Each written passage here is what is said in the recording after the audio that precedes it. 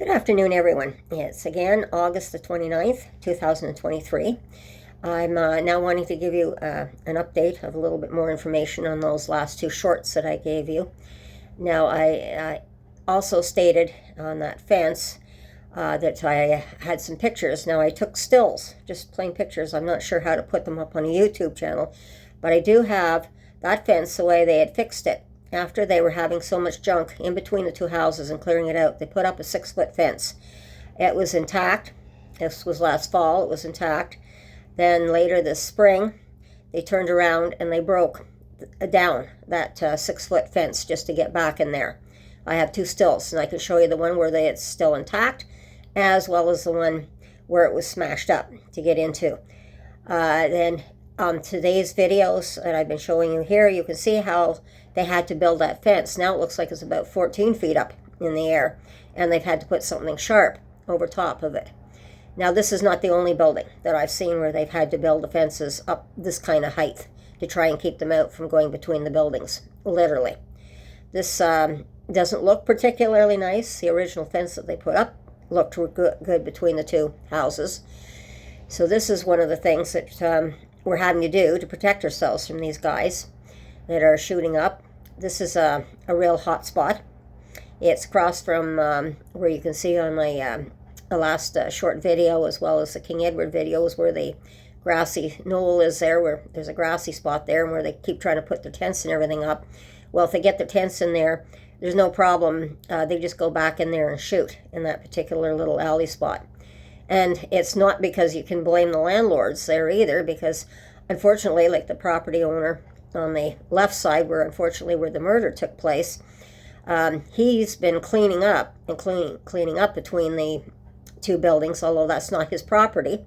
It belongs to the other property, but both of them had been trying to clean up. So, as I said, you go there one day, buy one day, it's nice and clean, and the next day, forget it.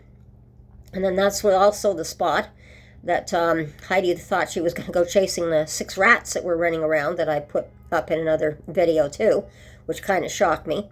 But with all the junk in there, it certainly attracts the rats, and they're going underneath the buildings and underneath the porches and everything else there. So that's not good. And it's continuous like this. And this is a really, really bad spot. Now, I've seen where they've tried numerous times to clean this up, and they're just getting so fed up with it. And this isn't fair to the property owners either. So I just wanted to give you an idea of what we're facing down here. Now, people want their properties to look nice. We enjoy walking by, and of course, this is one route that the daycare takes the children by every single day. I mean, I don't want to see rats running out after the children.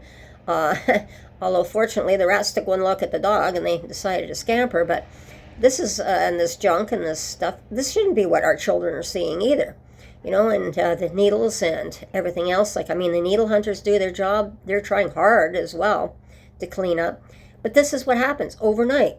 They go out, they party, they sleep all day, and then they party all night. And the junk that you saw from yesterday's video shows just how hard they party.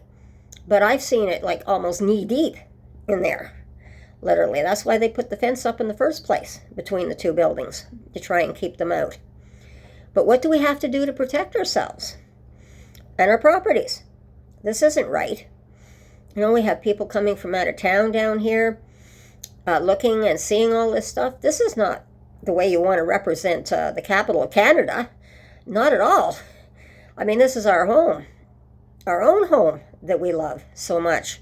We shouldn't have to be putting up with this sort of stuff. Now, I know they've taken more steps, which I'll talk to you about later, about trying to clean up the place, but it's the only way to put it is a little too late. That's the way to put it. That's the old expression. Some people are stepping up, but it's still a little too late. This should have been done a long time ago to help us out, because now you've got everybody upset over what's going on here. And I'm not blaming the city at all for this. They're doing the best they can. Even in the mornings when I take Heidi for her walk, I see the city people out as well with their, and they're just walking around with the garbage can, and they're just with the long tongs in their hands, and they're just picking up the garbage as fast as they can. But this is the parks as well. And this is what gets us is in the spring, as you know, most places in most cities, you look after your parks. You have a cleanup day, a spring cleanup day for the city to get together and the residents to get together, and we do cleanups. Well, we do that down here too. And it's most annoying because we clean up a park, we have it nice and clean one day, and the next day, look at the junk, just all over the place again, and it's very discouraging. It's not what we want to be living in. We don't want to be living in this trash. So I have no idea just how to solve this problem. I mean, yes, we're trying to do more about it finally, after all the complaints, but what do you have to do to complain to get something done down here?